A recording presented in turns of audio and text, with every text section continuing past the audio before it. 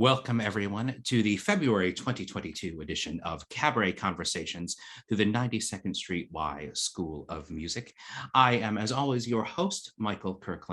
As we get started, just a reminder to our audience members, please keep yourselves muted and your cameras off until we get to the audience question portion at the end of this evening's show. I am so thrilled to welcome my guest this month. This lovely human is the theater and dance editor for Time Out New York, the chief theater critic for Time Out New York, where he's been a staff writer since 2003. He's also the president of the New York Drama Critics Circle. Please welcome to Cabaret Conversations, Adam Feldman. Hello. Hi, Adam. Hi. How are you? I'm just going to wait for the applause to die down in my head. Let it keep going. It's good. It's going. Yeah. Okay. No, please. Okay. No. Yeah. All right. We're sitting now. We can. Okay. Yep. Now we can talk. Well, let me add that spotlight. This is how we're sitting down as the applause die down. And now we're here. How are you, Adam? It's so good to see you. Thank you for being part of this series. It is great to see you, and I'm delighted to be here, of course. It's good. I mean, this is the first time we've seen each other, even virtually, since everything started 2 years ago. I know it's been far too long, but I have been going out again more recently, and that has been a delightful change. It's great to have the clubs reopen. Even this week, some clubs that have been closed have made reopening announcements. The Carlisle just gave their announcements. Joe's Pub is back in action again. I was there last night. Yeah, there's more and more happening. I think a lot of people have had, as you know, obviously a lot of people have had some time on their hands to think about their work and to come up with new material. And so in that regard, I think it's been a pause that refreshes. It's been a little fallow period that may turn out to have been a good thing. I agree. I'm interested to see both in the cabaret world and the theater world, what works come out of the time period. We were all in pause and sitting back and reflecting on what our art is and what our focus is. Very much. And also, I think more important, and we can get into this a bit more later if you like, in terms of what I think works in cabaret. But I think that to be a really good interpreter of songs, which is mainly what cabaret is about, you really have to have done them a lot. And I think the best way to do that is, of course, to do it in front of an audience a lot. And that's why it's so great that we live in New York City, where there's a big cabaret piano bar scene and you can get experience in front of crowds who aren't your friends. But also sometimes just being at home, even in front of a mirror, and just doing the same song over and over again until it's in your bones and it's in your muscles. Yeah. You don't have to think about it on stage. You can just be yourself. And that's something that I noticed during the pandemic.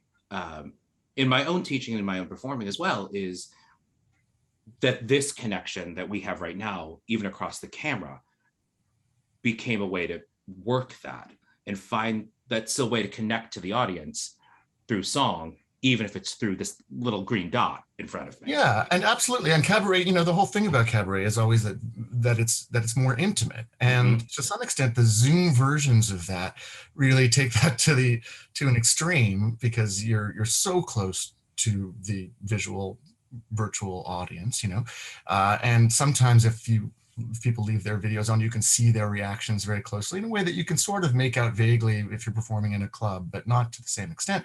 And so a very intimate exchange artistically, but of course you're separated by time and space. So it's not really live. It's not quite the same. You don't have that same exact energy thing, but I've always felt, I've judged a lot of vocal competitions and things like that. And one thing, a lot of people who are drawn to cabaret are people who have some experience in musical theater. Right. And there's obviously a continuum between those two things. But I often will tell people to think about cabaret as somewhere in between a stage and a film experience, because it is intimate, and people are looking at you in a concentrated way, and you're closer to them usually in physical distance. And so things, choices and gestures that might read very well in a larger space can sometimes feel overdone in a cabaret space. And certainly the virtual version of that has highlighted that aspect of the art. Well, it's something, at least for me, as a practitioner and a fan of the art form, it's that line that is so hard for some performers to cross from musical theater character actor to the small version of themselves in a room that only seats 75 to 100 people. Yes, very much. And that's something that you encounter a lot. And that's why, there are wonderful musical theater people who can't quite make the transition into being the best cabaret performers. And then there are a lot of really good cabaret performers who aren't scaled to a larger, Broadway style house. It is a very different skill set in a way. And of course, there's a lot of intersection in the Venn diagram there. But it does require some adjustments in your style, and it's tricky because in most cases you are performing as yourself in a cabaret, or as a version of yourself, as a person at least. And so I tell students, I take the term from the title of Show Gang, that you're the bunny ears version of yourself in quotes, the version of yourself that fits the narrative or the lyric that you're putting forward. Absolutely. And I think that there's something very freeing about that. I think sometimes this is another thing that I will tell people sometimes when I'm effectively coaching them, when I'm judging them after a vocal performance. But I think sometimes people get into their own heads about how personal it is, because it is very personal, it is very intimate. But at the same time, it's a performance, and it's not meant to be subject to the same social rules that govern our everyday behavior. You're meant to be able to emotions, bigger feelings, bigger choices, and you are able to do that. But it's a careful balance that you strike within a small cabaret setting. And for a lot of people, I think that thinking of yourself as a character that you're playing can be very helpful and freeing. Because you aren't really yourself. You're the quote unquote version of yourself. One artist I remember having this conversation with very specifically was Sherry Renee Scott, who is a very talented Broadway style performer, but also a very good cabaret singer. Yes. And one thing that she does that I always found very interesting is that she takes that process of making yourself into a persona, and she puts it right up front. She does these shows that are pseudo autobiographical. So these shows that are about a character whose name is also Sherry Renee Scott, and whose life experiences sometimes intersect, but not always, with Sherry Renee Scott's actual experiences. So she can tell stories that she wouldn't be able to tell as herself, because in her head, she's not herself. And some of the stories are true and some of them aren't. And there's a protection that comes in for her as a performer and as a person that makes it possible for her to free herself, paradoxically, and be more truthful than she would be if she felt constrained by who she actually is. And when she did Everyday Rapture, I saw it both at Second City and then when it had its unexpected Broadway transfer. And I went in and was like, oh, this is a really great cabaret show expanded to a larger audience. And Sherry has the skill set to do both of those things. Not everyone does, but Sherry is a very experienced Broadway musical actor, and she knows how to scale it up for the space. But it also, again, I think that part of it, and there are so many different ways of doing cabaret, and we can get into that if you like at some point. But one way to do it is to develop one of them is to do a persona version of yourself, which is basically yourself, but with the understanding that you can exaggerate and extrapolate things from yourself, or highlight certain aspects of your personality that are more interesting than others, or narrow certain stories to eliminate the narrative excess or dross. And then there are other cabaret performers who develop a very strong sort of character persona, and they perform as that character for most of their careers. So, for example, an Eartha Kitt will, she developed fairly early this kind of gold digging woman of mystery and slight danger character, and that was who she played for the rest of her life, extremely effectively.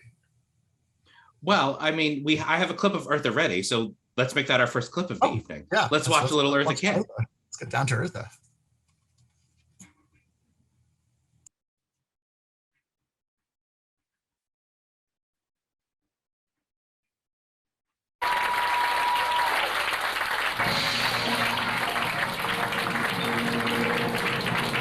I must tell you,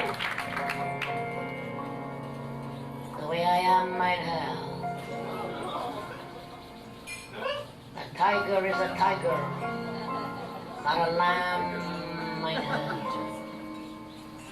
You cannot turn the vinegar to jam, my hell. So I do what I do, and when I'm through, then I'm through. And I'm through.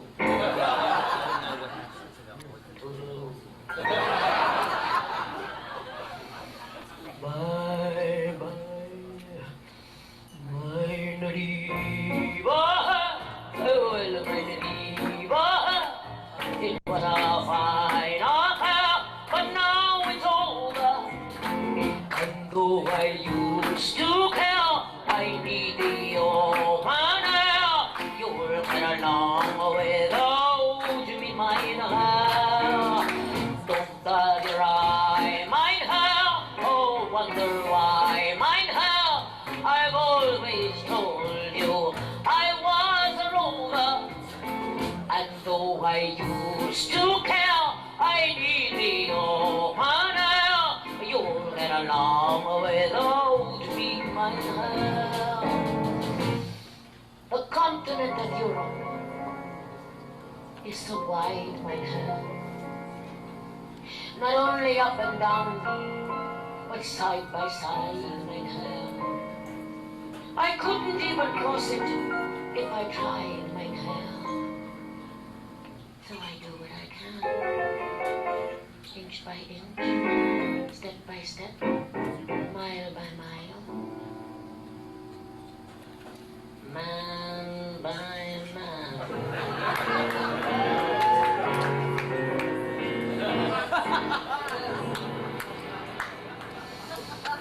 Bye, bye, my Nadiva. Farewell, my Nadiva. It was a fine affair, but now it's over. And though I used to care, I need the open air. You'll get along without me, mine hair. Bye bye, my dear hair. Auf Wiedersehen, mein Herr. It was sehr gut, mein Herr. Und wunderbar. Du kennst mich wohl, mein Herr. Aber lieber wohl, mein Herr. You'll get along without me, mein Herr. Bye bye, mein lieber Herr. Auf Wiedersehen, mein Herr. It was sehr gut, mein Herr. Und wobei, du kennst mich wohl, mein Herr. Aber lieber wohl, mein Herr. You'll get along without me. Farewell, mein Herr. Adios, mein Herr. Adieu, mein Herr. Auf Wiedersehen, mein Herr. Du hast nicht genug Geld, mein Herr. Farewell, mein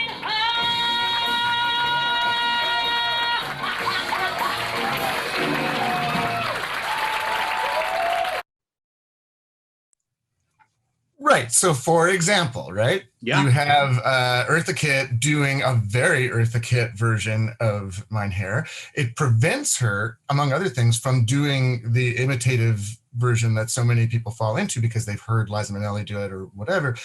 So her version is not Liza's version. It's very much in the persona of Eartha, down to adding that German phrase at the end, "You have no more money, so I'm leaving you." Like, that is a super Eartha Kitt sentiment to import to that song. And also the multiple languages. You know, one of her tricks as a cabaret artist was to always do songs in other languages, not just in French, in which she recorded fairly often, but she would do a song in Turkish, she would do a song in Spanish, she would do it, you know, and that gave the whole show of a feeling of international sophistication that was part of what she traded in. So she came up again with I guess a kind of formula, but one that worked very well for her, and it makes her very memorable. So you can do an imitation of Eartha Kitt very easily, and people have, because her style and her persona and her mannerisms, vocal and otherwise, are so specific to her. You find, and this has come up in a lot of episodes of the series, that one of the main differences in the world of cabaret, and you see it so much with Eartha Kitt and some of the other artists that we've pulled as possible clips for tonight, and it's more the emphasis of the lyric in this art form versus necessarily musical theater, where it's the melody, it's the arrangement, it's the lyric. Yes, that's very much the tradition of it, and it's the interpretation of the lyric, and that's one of the things that, obviously, again, it's a very fuzzy line in many places, but it's one of the main distinctions between jazz singing in a nightclub and cabaret singing in a nightclub, is that the jazz emphasis tends to be on the rhythm and on the cabaret versions tend to be on the storytelling and the character and the persona. There are many people who blend both of those things, but the act of cabaret, and one of the things that draws me to it, I mean, I'm a theater person, and I really think that cabaret is very much in the same group as theater. It's effectively a usually one-person musical. And then how you define that for yourself as an artist will vary a great deal depending on what kind of artist you are. But you want it to have a shape when you're making a cabaret show. It has to be paced in a way like a musical. There has to be you've got to have the arc of your show. There has to be growth, right? And I think that one mistake that a lot of singers make when they're just starting out as in cabaret is they just put together a lot of songs that they like to sing, and it's not about that. It's about how these songs relate to each other, and also how they, whether they will appeal to an audience that doesn't know you and doesn't care what songs you like to sing. It's about what your skill set is best for. Because it's that line of, sure, your friends and family might fill the audience once, but if you want to keep doing this, you've got to have something that's going to bring in an audience. Yeah, and you have where word of mouth can build for you.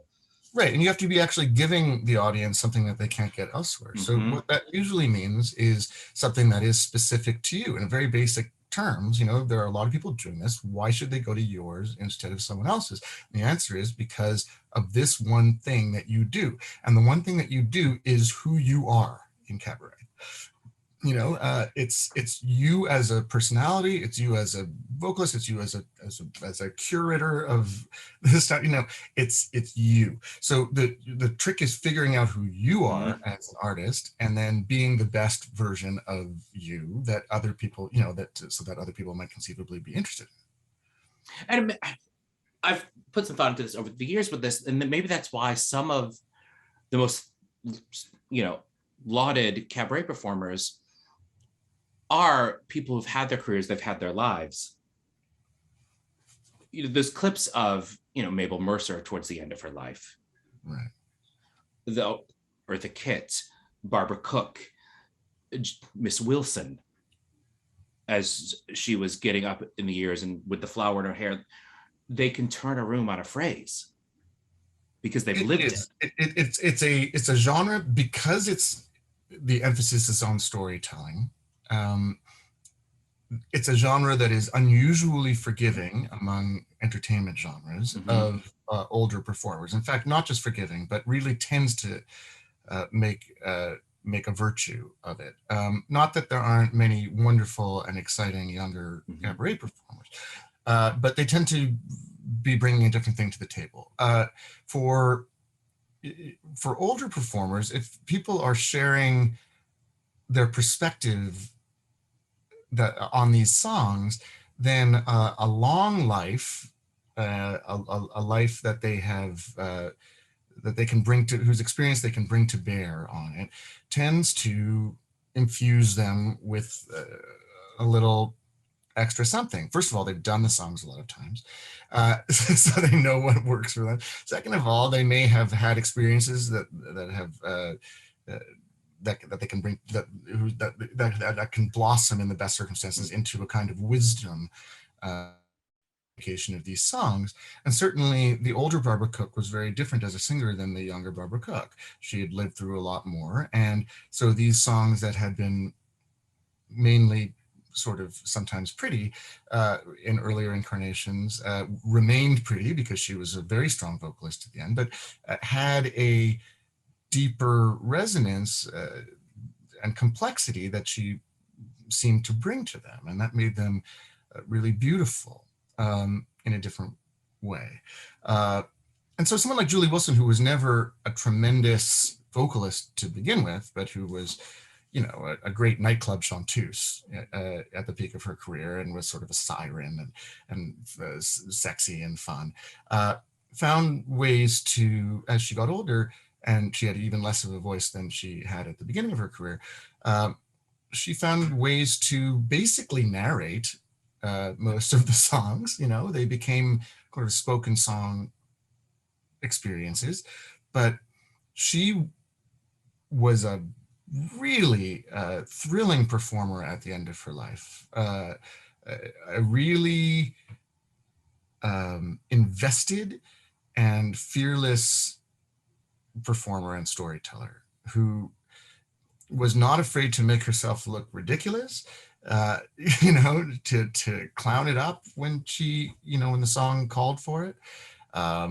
to be sexy, to be wry, and to share. And also, you know, there's something about, there's a nostalgia built into the whole genre because so much of it is about covering existing songs, and often that will be songs that have nostalgia for us. And for a long time, at least in recent decades in cabaret, that has been the Great American Songbook, because a lot of people were getting older. They weren't hearing this on the radio in the same way that they used to, and this was a place that they could still hear those songs. Now, as the whole songbook is as the, you know, the historical window is shifting, people's nostalgia songs are songs from the 50s or 60s or 70s or even 80s.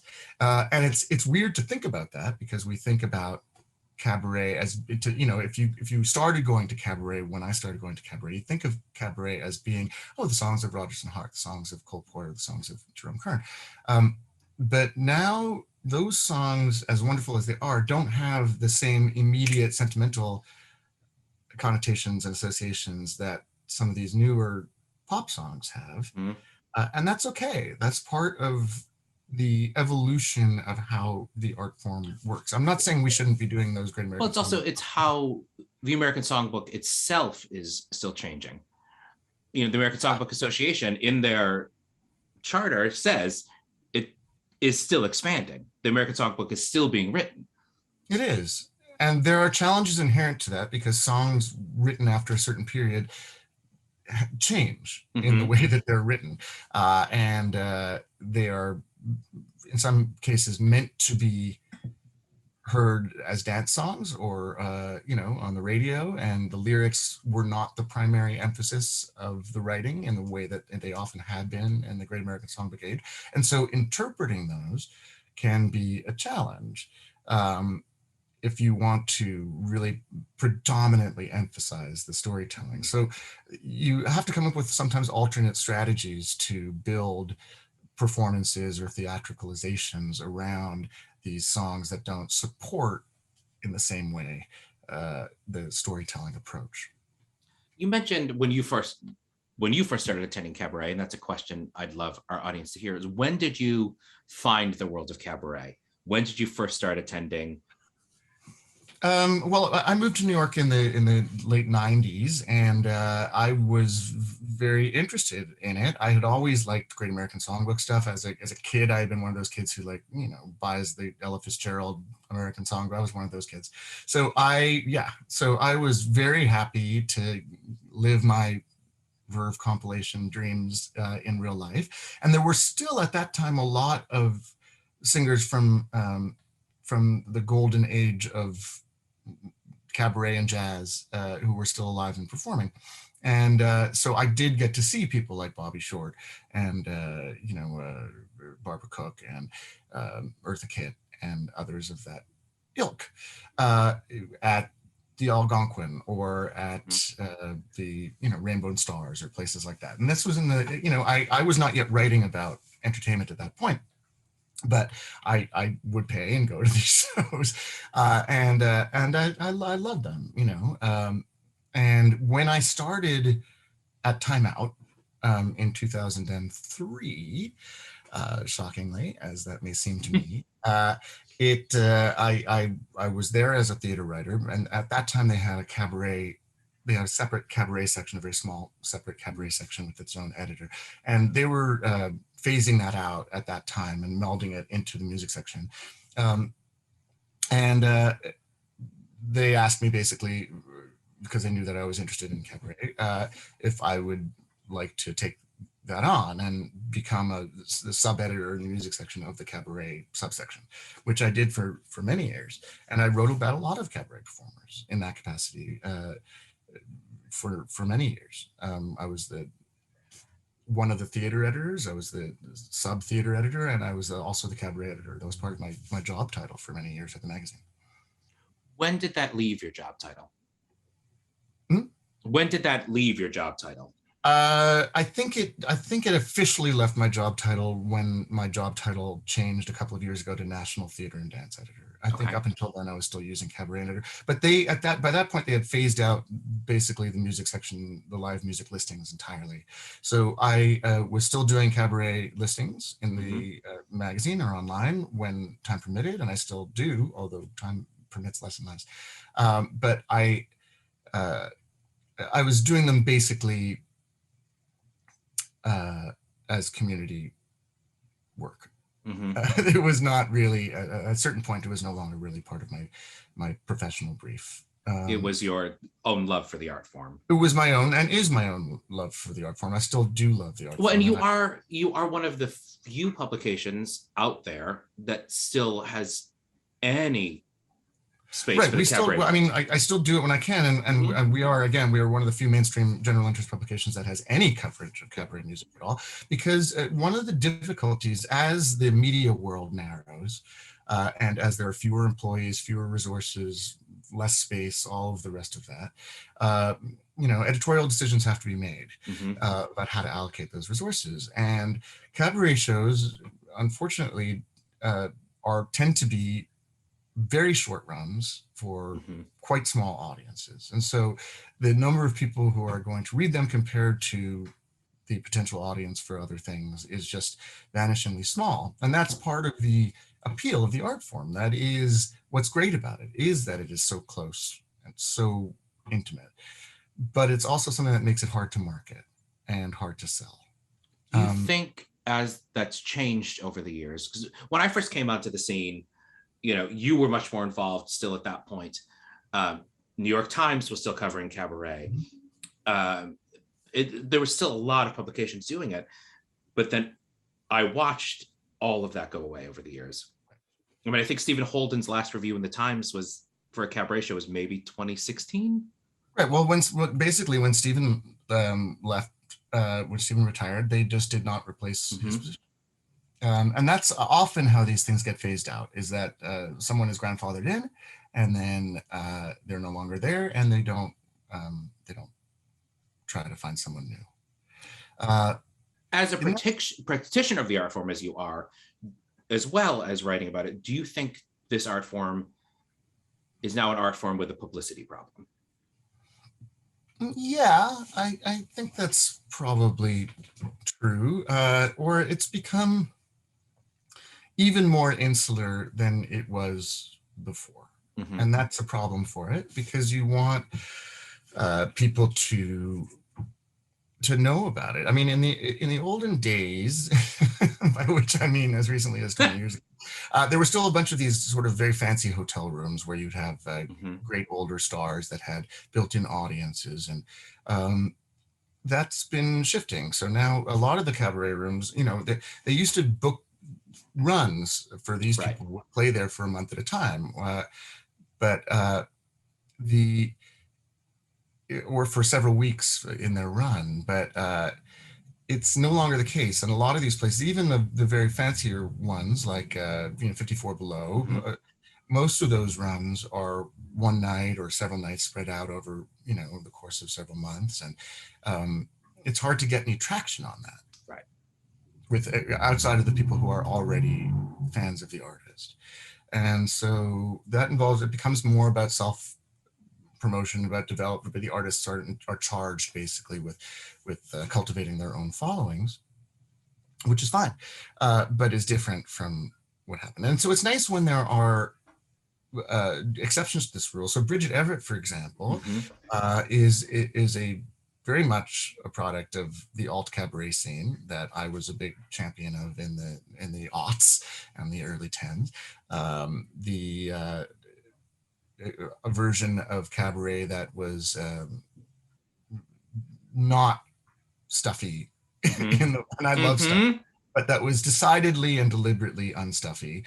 That was sexual and contemporary and performative, and Bridget was very much part of that in her own shows and also as part of our hit parade at Joe's Pub.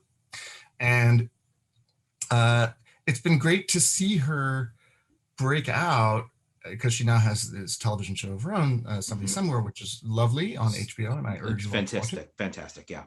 But she's always held on to her cabaret roots. She still performs a lot at Joe's Pub with Tender She's Moments. back next month.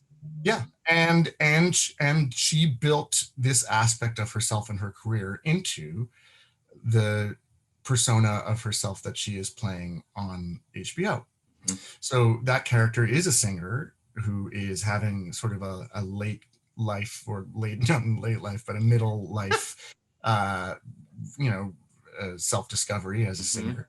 And I hope that there still can be that kind of platform jump from the cabaret world to mainstream success. It's not because in the 50s and 60s, right? That's how it happened. Right, your Barbra Streisands or that's where people started,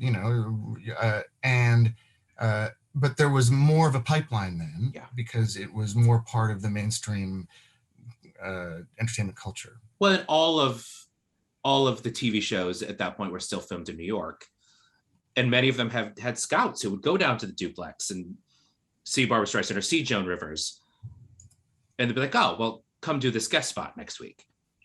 Right. And then there was a pipeline from there to Broadway or to recording, and there's a wonderful collection of CDs that that the Atlantic Records put out a number of years ago called the Erdogan's New York. It was Ahmed Erdogan, who was the head of Atlantic Records, and it was all the sort of nightclub stars of the 50s and 60s that he had championed at Atlantic. And so it was big people like Barbara Cook, not Barbara Cook, but like Mabel Mercer and Bobby Short, and then some lesser known people like Mae Barnes and Goldie Hawkins. And I ate that CD up.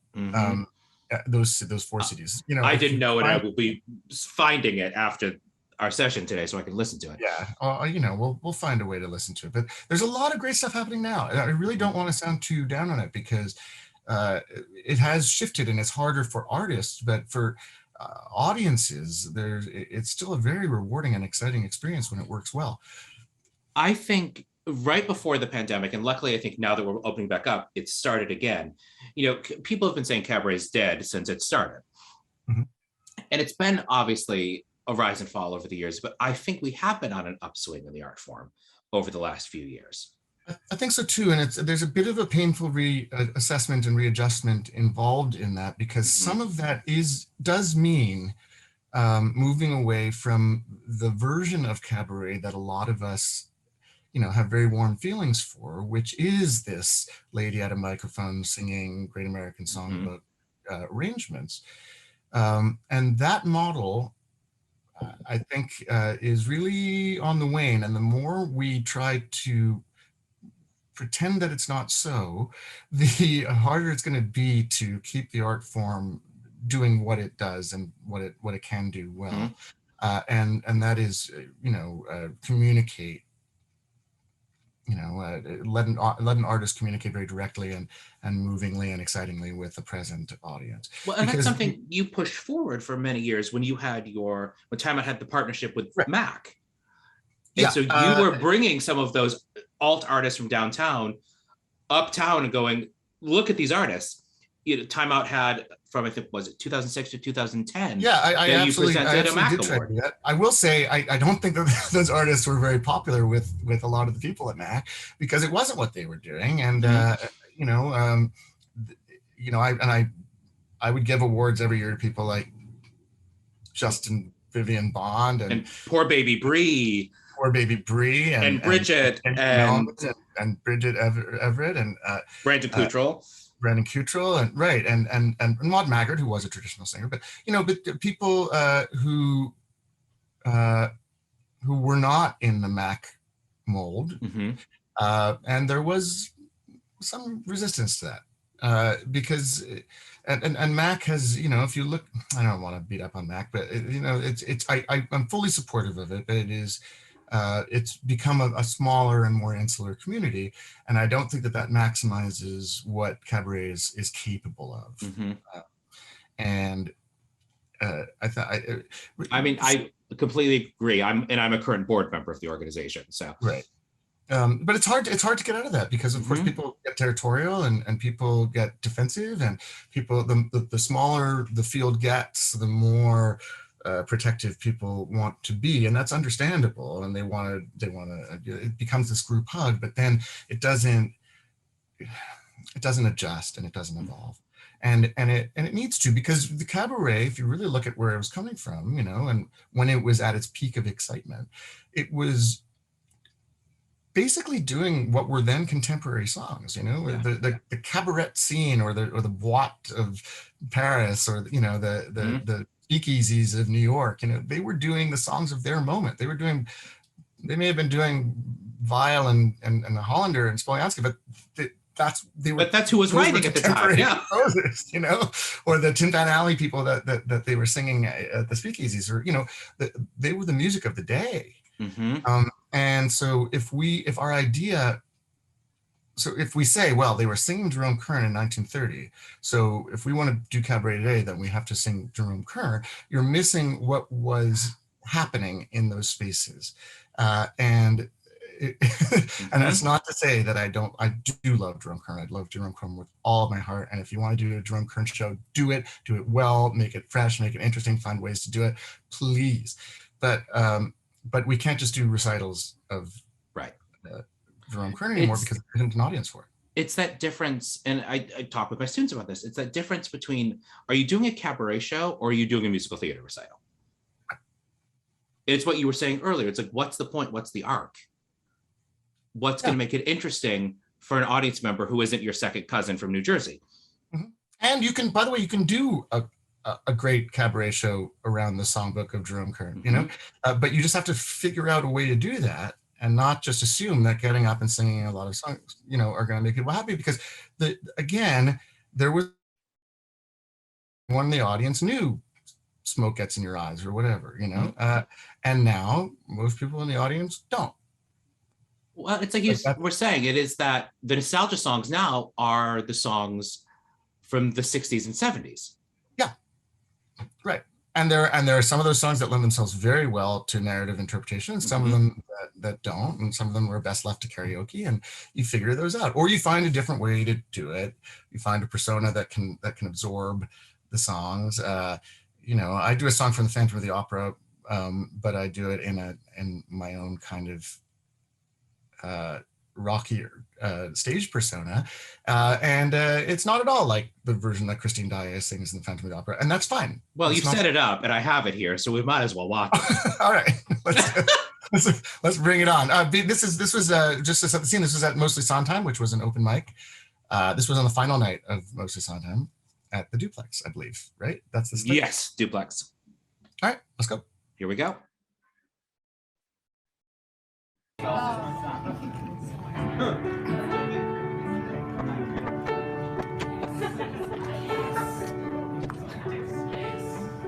Think of me fondly when we say goodbye. Imagine me once in a while, please. Promise me you'll try. When you find that once again you long to lay your heart out and be free. If you ever find a moment, spare a thought for me.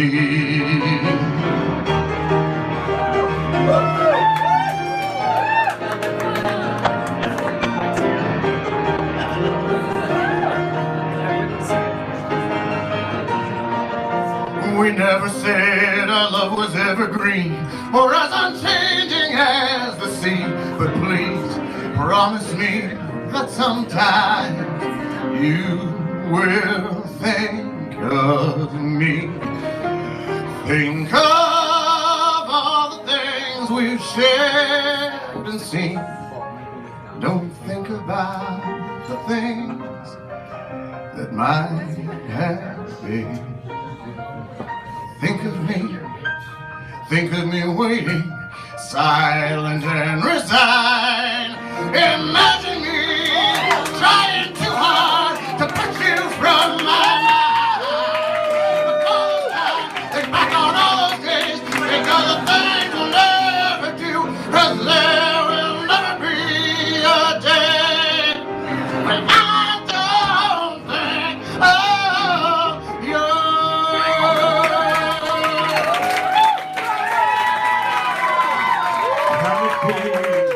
Can it be Christine? Long ago, it seems so long ago, how young and in the same we were. She may not remember me, but I remember. I was made the fruits of summer fade. They have their season, so do we. But please promise me that sometime you will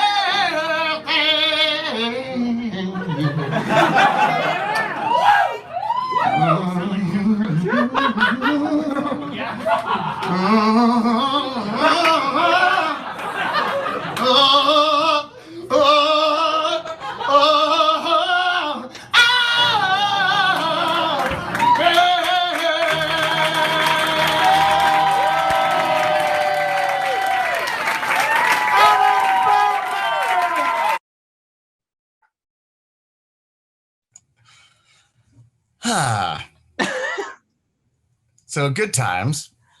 Well, it's like you were saying earlier, like those spaces, whether it's a specific open mic like Mostly Sondheim was, or Broadway sessions can be, or it's just going into those spaces of the Duplex and Mama's and Brandy's and Marie's, where you can try your stuff out. Yeah. And by the way, that was that performance was very late, and I don't pretend that was a technically perfect performance or anything like that. But I don't think that Cabaret is necessarily about a technically perfect performance. It's why it is so much more forgiving of the Julie Wilsons of the world, and it is more about making a moment in the present and finding ways to get to discover new songs. I've said this in the series before, and I've said this to him, so I'm fine saying it publicly. One of my favorite interpreters of a lyric, who is not by any means considered one of the best vocalists, is Sidney Meyer. Yeah. Sidney, who runs Don't Tell Mama. And Sidney is so sweet and fun. Bone of his body, of his blessed body. I lost your audio for just a second. There's someone to say. Oh, sorry. I'm just saying, Sidney is just such a lovable person. Is so funny and sweet and lovable in every bone of his body that he, and also very skilled and experienced. So he has that combination of a persona and knowing how to. And he's not a beautiful singer. He wouldn't pretend to be. It's not. You don't go to him for the same reasons you go to see Linda Eder. Right. But you get a very different experience, and you get a very warm, funny, delightful. I mean, we've mentioned her many times tonight, so I want to maybe not play the full clip, but I'm going to play some of Julie Wilson for our audience. And 1 second as I pull it up. Here she is.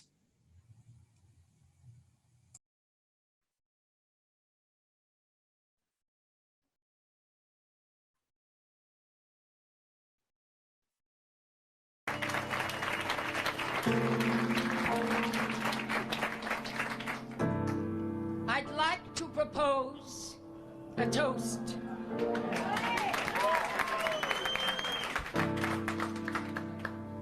Here's to the ladies who lunch. Everybody laugh. Lounging in their caftans and planning a brunch on their own behalf. Off to the gym, then to a fitting, claiming they're fat and looking grim, 'cause they've been sitting, choosing a hat.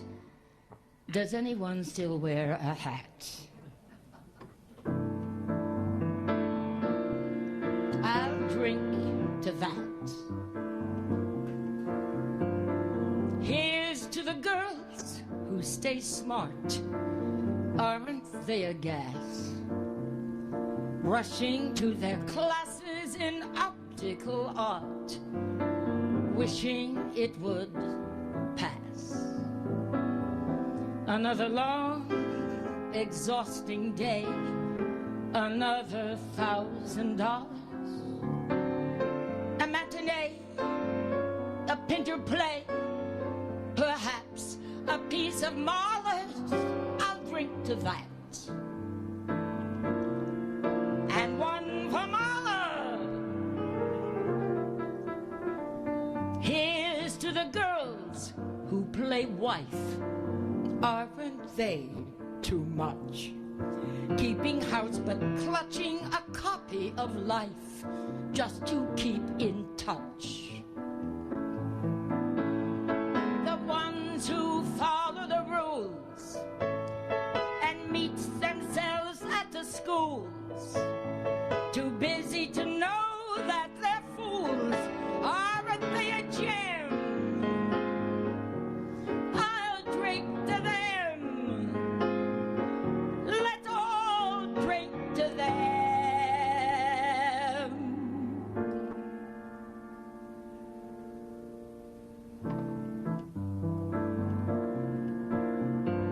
And here's to the girls who just watch. Aren't they the best? When they get depressed, it's a bottle of scotch plus a little jest. Another chance to disapprove. Another brilliant zinger. Another reason not to move. Another vodka stinger. I'll drink to that. And here's to the girls on the go. Everybody tries. Look into their eyes and you'll see what they know. Everybody dies.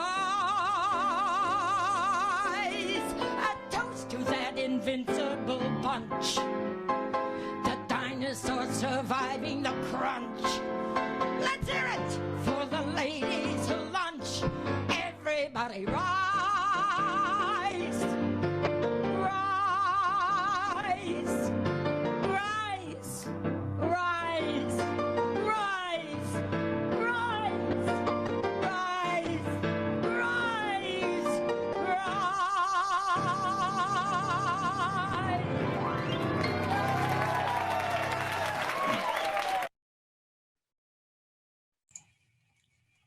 Right. So that's a dramatic monologue that happens to be sung at times. And, and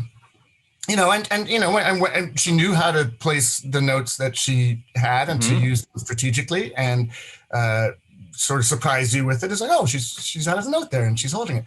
But mostly it's about the wryness and the sardonicism and the sadness. And she packs a lot into that. And not that Elaine Stritch, Lord knows, character of her own, didn't as well. But Julie's version is not Elaine's version. But it's not Patty's version. It's not Patty's version, no. But all of those singers have very strong personal stamps that they put onto it. And you don't have to have that level of personal stamp. You can also have a musical choice, or you can have you can arrange it differently, you can emphasize it differently, you can phrase it differently, you can make it yours in lots of different ways. But what you can't do is just do someone else's version of it, because if I want version, I have Spotify for that. Yeah. And people make that mistake a lot. They mistake the reproduction for the originality. People do Summertime, for example, and people will end up doing Janis Joplin's version of Summertime, down to all of Janis Joplin's riffs on Summertime. And the whole point of Janis Joplin's version was that it wasn't the traditional Porgy and Bess version of Summertime. It was Janis's version. It was really specific to her. So if you do Janis's version, you're missing what made Janis's version special. You have to find your version of Summertime. We touched on this a little earlier, but I want to go back to it. And that is that, how do we bring what's happening downtown into the fold more fully? With Bridget, or what's happening at Joe's Pub and at Club Cumming, how do we bring that into the fold fully? I think there's a process, but I think a lot of these old lines are dissolving anyway. The old, there isn't really an uptown cabaret anymore. The Carlisle's coming back a little bit, but that's very rare. The Midtown cabaret is 54 below, and maybe the Green 42nd and 10th, but for 2nd and 11th. But it's even those tend to be people doing, it tends to be musical theater people or rising people, or doing one or two shows. It's not that different. There's no difference between that and what's happening at Joe's Pub, in terms of the cabaret wing of Joe's Pub. They do a lot of world music and things like that as well. But the cabaret scene at Joe's, or even, there's a price difference between that and what's happening at Club Cumming. But the kind of shows you see there they're not that different from each other. I think it does need a publicity. It's hard. We need to get the excitement going about the opportunity that New York provides in this regard, because it is rare. They're just, it's one of the last cities in the world that just has a lot of these places still, where you can go and for an hour really get an intense one-on-one, basically, experience. Musicians are very important, but in terms of the singer, you get an experience that you can't have in any other art form. And when it works, it can be really rewarding, thrilling, moving, memorable.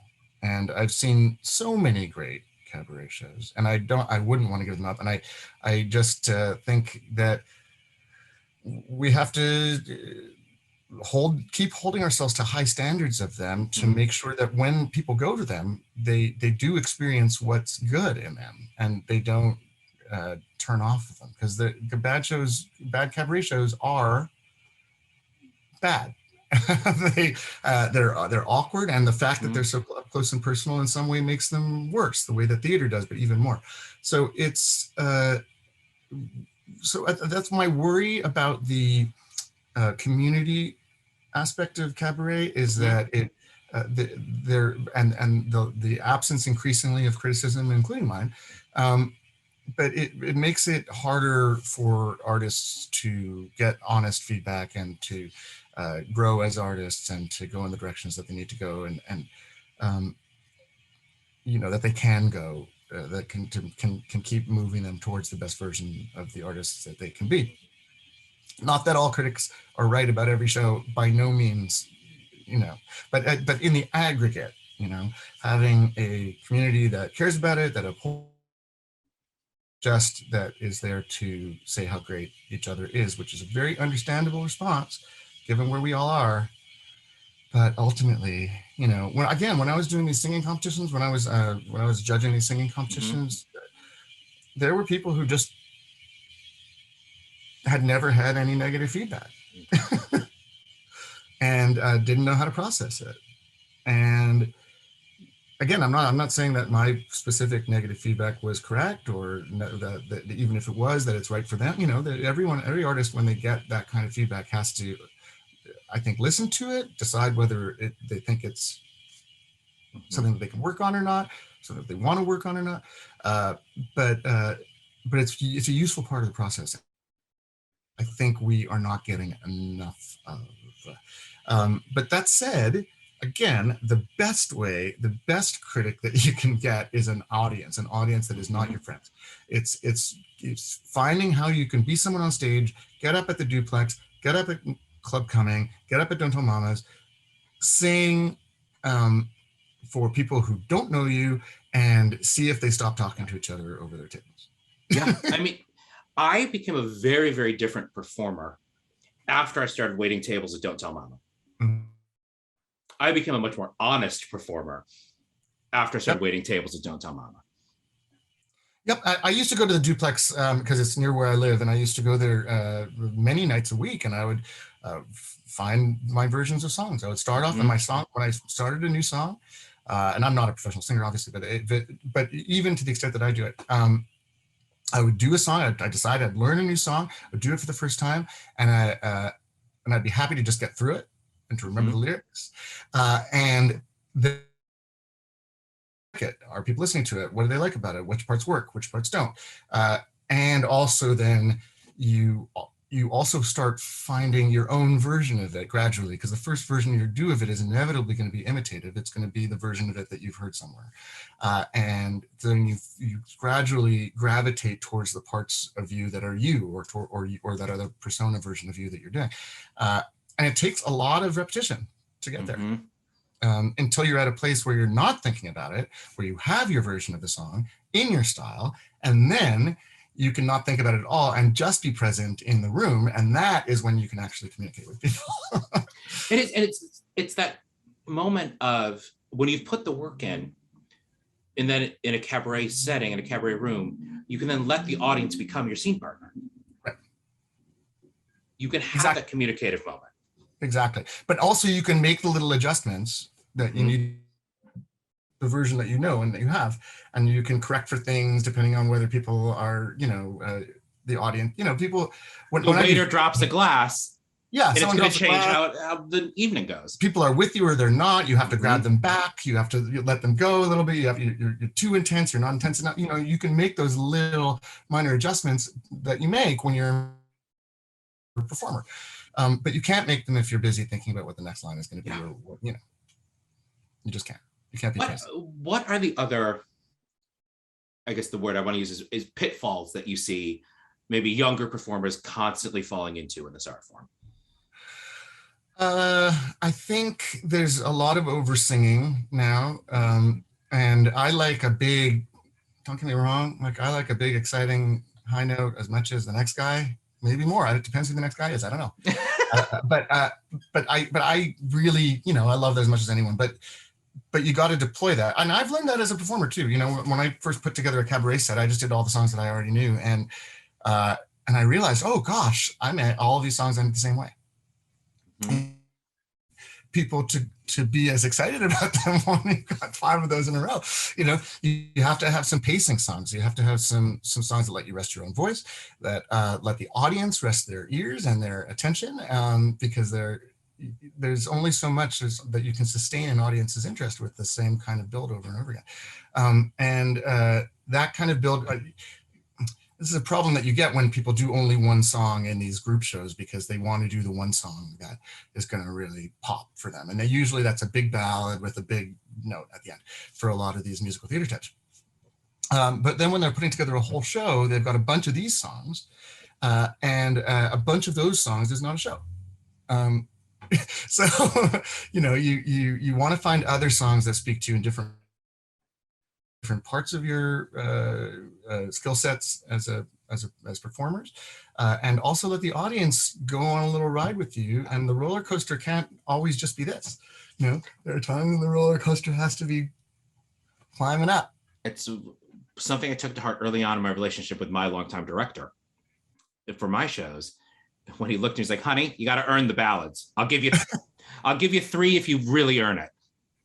Yep. And it doesn't matter how good you are. Right. There's an artist who I like very much, who did a show recently that I thought was not a success. I will not name this artist, but this artist just did long medleys of songs by a composer, basically 20-minute medleys, no explanation of what they meant to anyone, just very interior, very,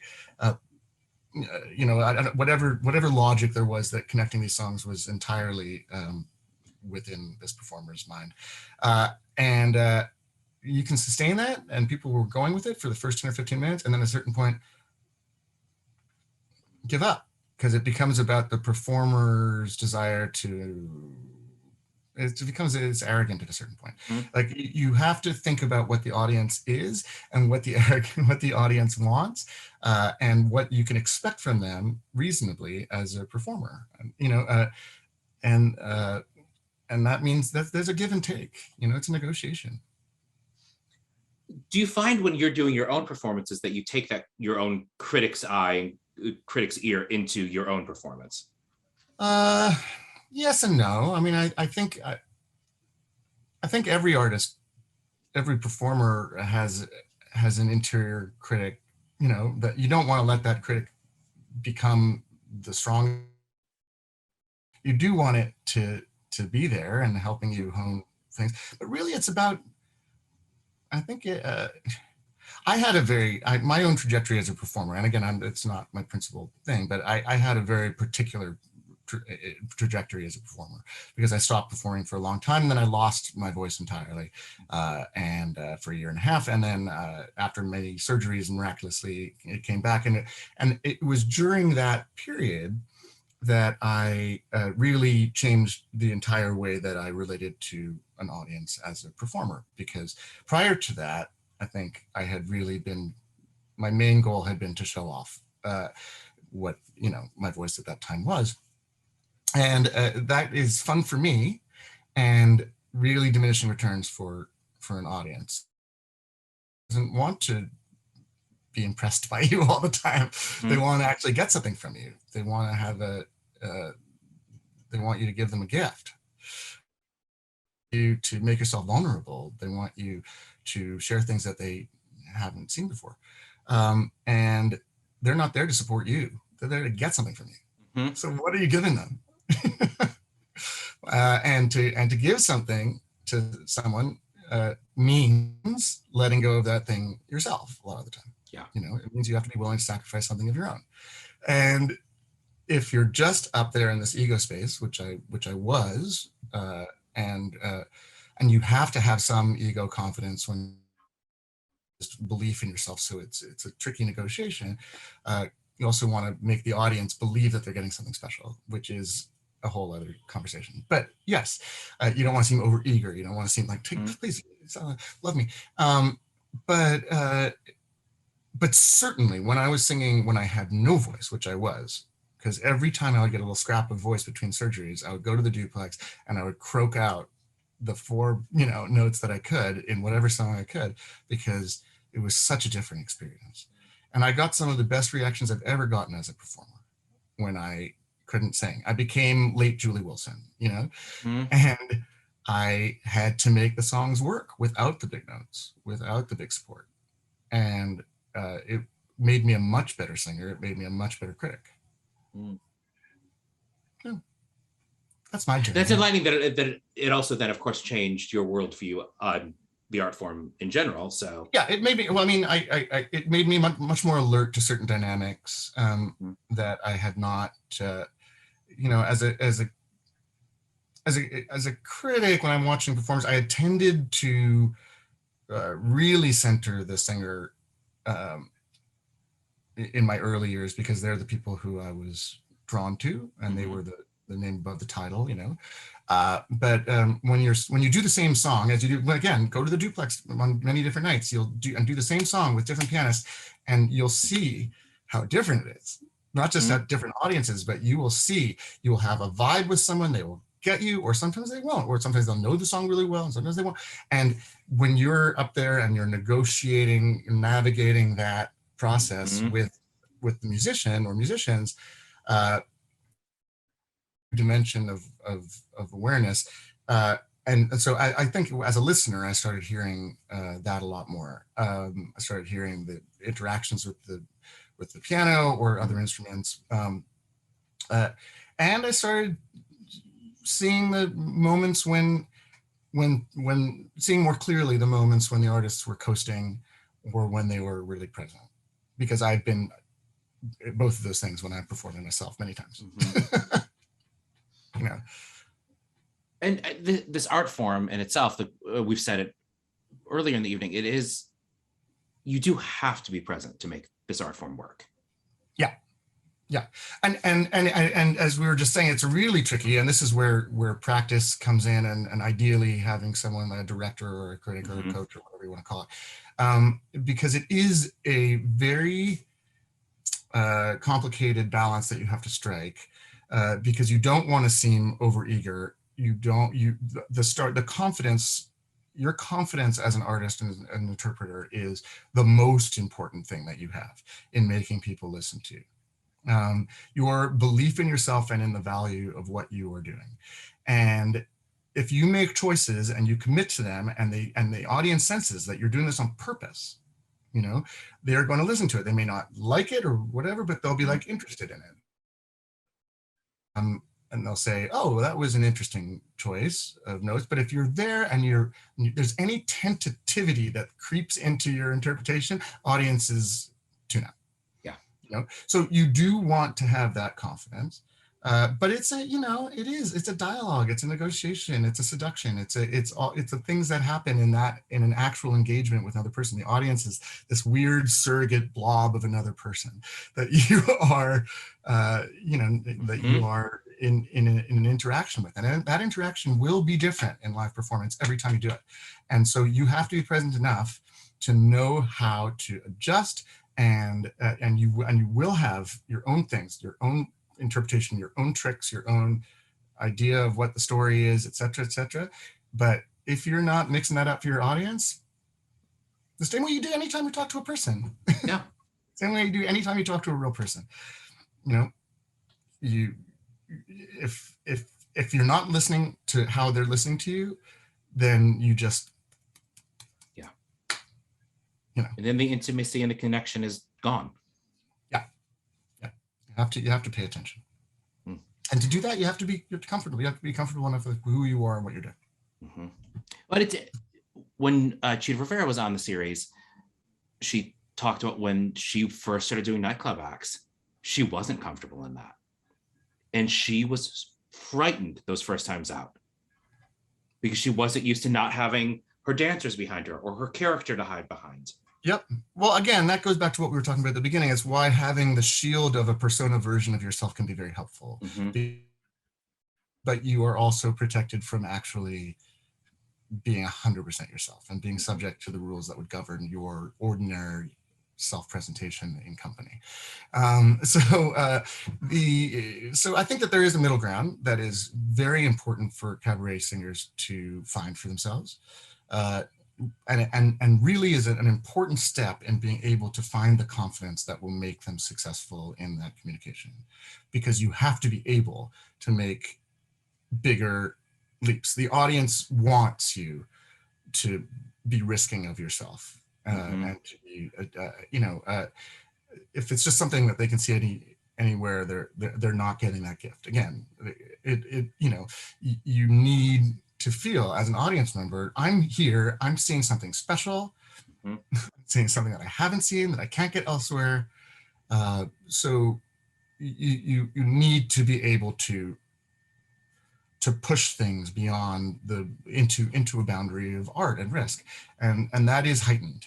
That is not conversational. So the conversational aspect of cabaret is to some extent an illusion, because you want to have that theatricality in the picture also. You just want it to be scaled properly. We've mentioned that a lot tonight. There's a lot of fine lines in the art form of cabaret that to make it work, you've got to be able to balance on. It's very hard. That's why it's so hard to do. And there aren't big distances to hide behind, or big costumes. And so it's kind of terrifying. And emphasize enough. I've already said it, but the only way to do it is to do it as much as you can. Mm-hmm. Whether it's in these group shows or at Club Coming. I'm going probably later tonight to Club Coming. There's an open mic night there on Monday nights. It's mostly musical theater, and it's great. There's a whole fun community that exists there, and it is a very caring, sharing environment. Risks are encouraged. Judgment is suspended. You can try stuff. You can fail at stuff. That's part of the process. Just embrace that. Go out, and then try them again, and try them again and again and again. Yeah, allow yourself to have those moments of going, oh, that didn't work at all. Right. And that's okay. Mm-hmm. That's okay. Push yourself out of your comfort zone, because the things that you think that you are aren't necessarily what you are to an audience. Mm-hmm. They're going to be perceiving you differently. They're going to be wanting to hear different things from you. You have to figure, it's another difficult negotiation, but you have to figure out what your persona is, what you have to offer, and what you do best. And what you do best is not necessarily what you like the most to do. It's what other people respond to when you do it. How do you think, in your over 20 years of being an audience member and covering this art form, what have been the biggest changes in the art form in that time? Well, I mean, there's been a huge shift away from the Great American Songbook. There's been a big shift away from the very fancy dinner rooms, mm-hmm. Like the Oak Room that used to exist, like Feinstein's at the Regency, like, the Carlyle still is there, but is not in the same way.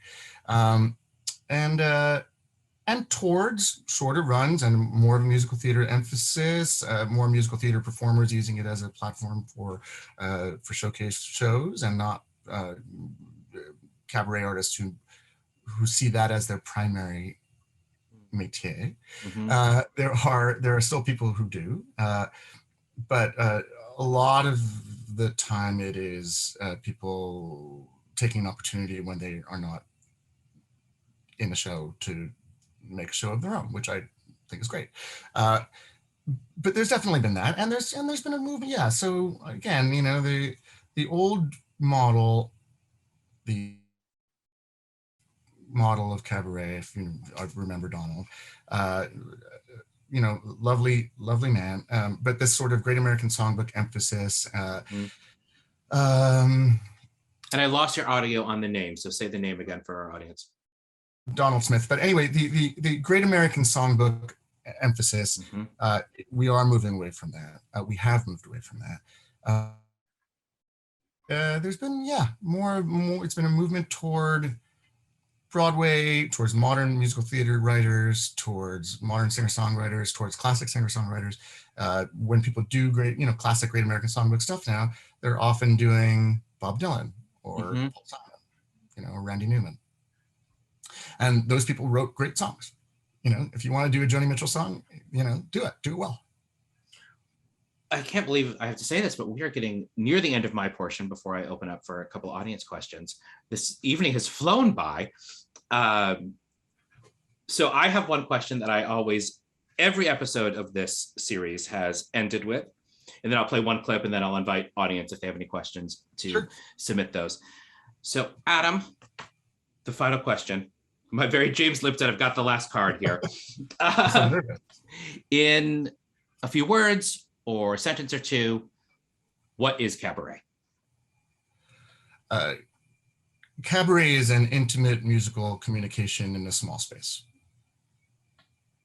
Great. Perfect. That's great. We're going to watch one more clip of you to end the evening. Oh my gosh.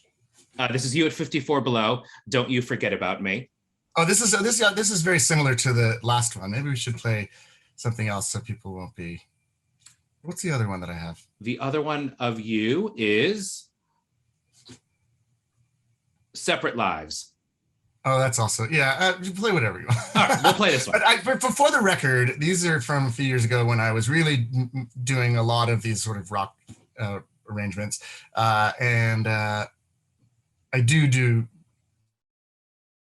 more now. I do a lot of quieter songs and ballad songs because I've been following my own advice and I've been trying to vary the game a little bit. But let's go ahead and play this Simple Minds song. Or we can play like a Barbara Cook song or a a Molly Pope song or Well, Barb Younger. we can switch to one of the other artists. That's fine too. Who would you like to end the evening on? Give us a Barbara Cook. All right, here comes some Barbara Cook to end our evening.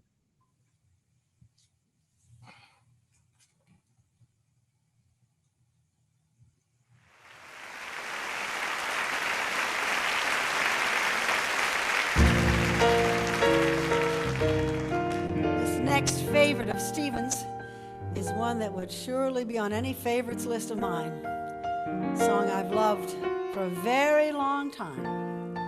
I saw this show when I first came to New York in 1948. Irving Berlin, from his show Annie Get Your Gun.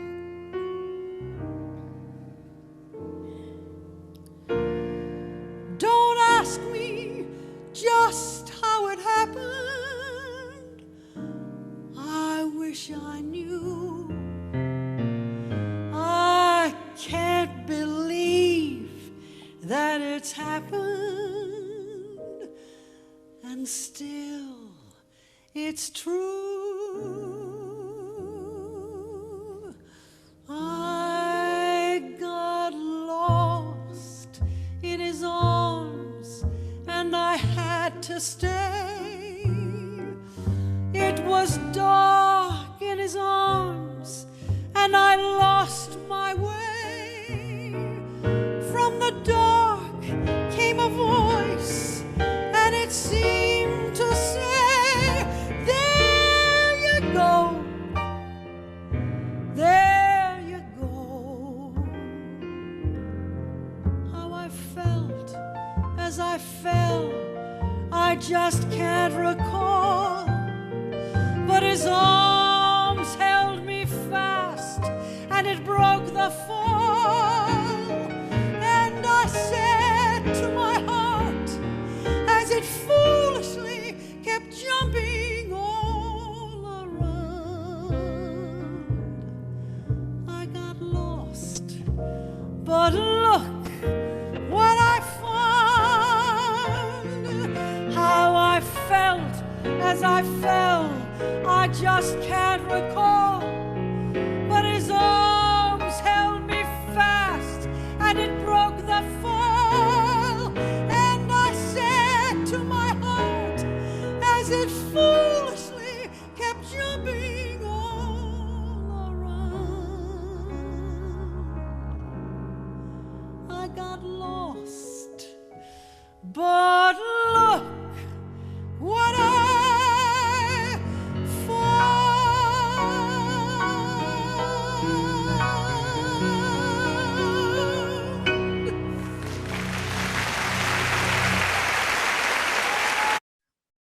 You can't go wrong with some Barbara Cook. Oh, she's pretty good at what she does. Yeah, very much so. Well, Adam, thank you so much for being a part of this series, part of Cabaret Conversations.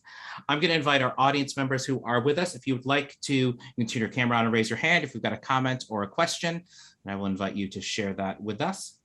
Or if you want to type a question into the chat to me, I can ask it for you. Yeah.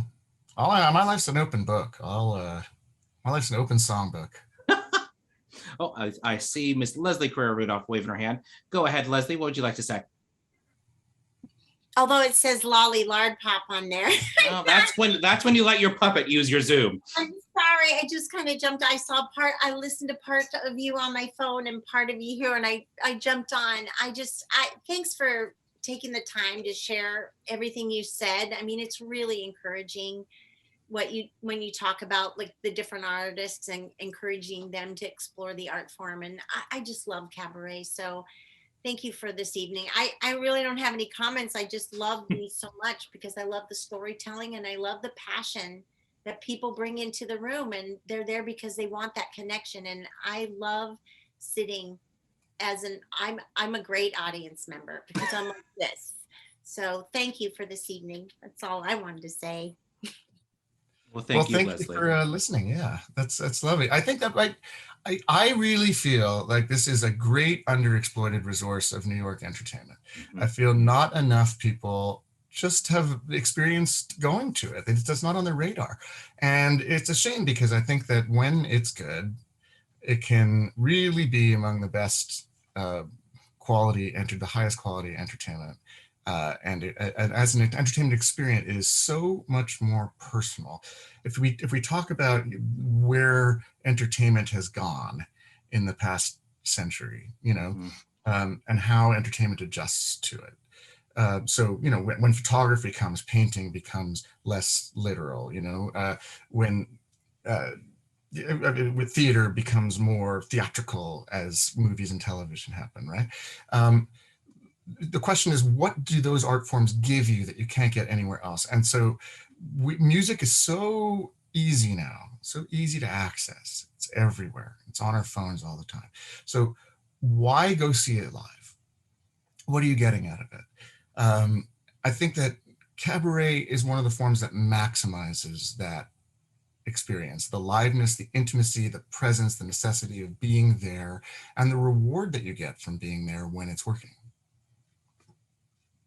Does that make any sense? That makes a No, lot of sense. the raw authenticity and storytelling, that what you said earlier, what did you call us? Some sort of blob, something blob. I don't know when you said it was some I sort don't remember of, anymore, but it is. I can't remember, but it's a collective blob. But I mean, yeah, it is, we're a collective blob.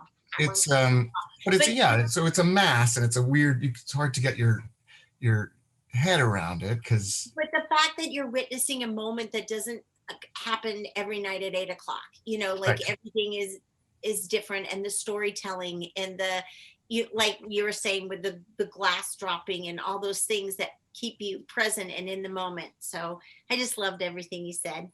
Thank you. It is also, that's what I love about theater too, is, and this is a certain amount of narcissism as an audience member, but I like being part of the process. Mhm. I like helping to shape.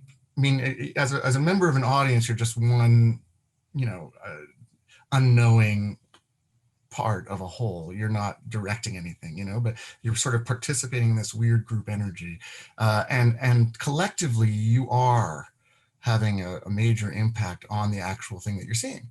It's very unlike going to see a movie or something, or watching something on television, because once they make a movie, it's done. It's finished. It doesn't have to be seen by anyone ever. It will be exactly the same work of art, whether anyone sees it ever or not. The item itself is a discrete and finished thing.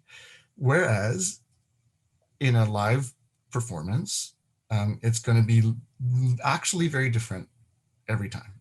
And you as an audience member, in some weird way, are making it different. And that makes your presence there feel more meaningful to me than it does when I'm watching other art forms. I love that. I think it's a great sentiment to end our evening on. A couple of housekeeping announcements before we say goodbye. Next month's edition of Cabaret Conversations will be on March 28th, where my guest will be one of this year's MAC Lifetime Achievement recipients. Marta Sanders will be my guest. Also, if you are interested, this spring, we will again be offering Cabaret History and Great Performances class, which is a 4-week lecture series through the 92nd Street Y. So be on the lookout for that as well. My great thanks to Adam Feldman for coming and sharing your thoughts on the art form, your wisdom about the art form with our audience through 92nd Street Y School of Music this evening. My great pleasure. Thank you. Thank you for having me. Thank you so much. Have a great night, everyone.